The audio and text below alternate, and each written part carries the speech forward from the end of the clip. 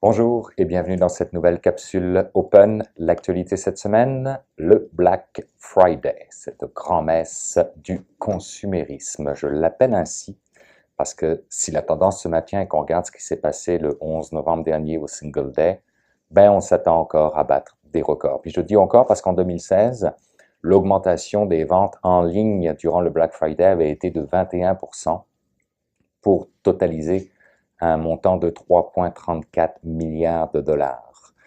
Si on continue dans les statistiques du Black Friday 2016, il faut savoir que les recherches en préachat avaient été faites à 56% sur des téléphones intelligents et les achats eux-mêmes avaient été faits à 29% sur des téléphones intelligents.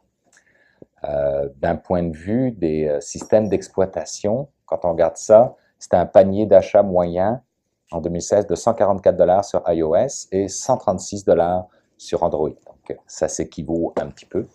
Et d'un point de vue des générations, ben, les millennials étaient 2 fois plus susceptibles de commander en ligne durant le Black Friday versus les 35 ans et plus. On parle de 85% versus 43%.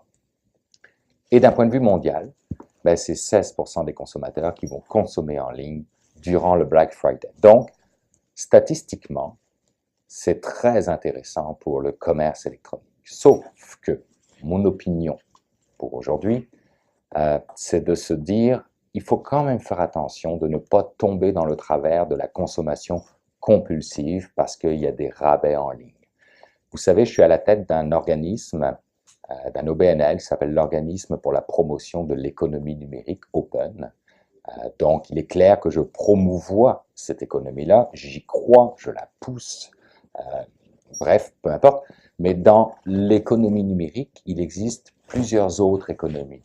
Okay? On va parler de l'économie sociale, on va parler de l'économie circulaire, on va parler de l'économie solidaire, etc.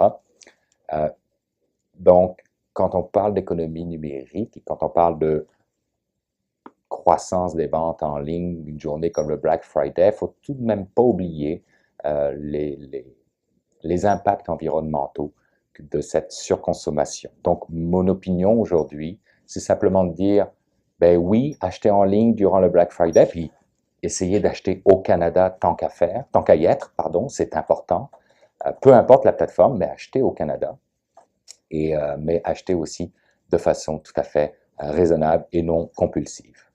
Donc voilà, c'était mon opinion pour cette semaine. J'aimerais ça que vous me donniez la vôtre par rapport à ce sujet-là. Je vous lirai et j'y répondrai avec grand plaisir. En attendant, je vous donne rendez-vous la semaine prochaine pour une autre capsule.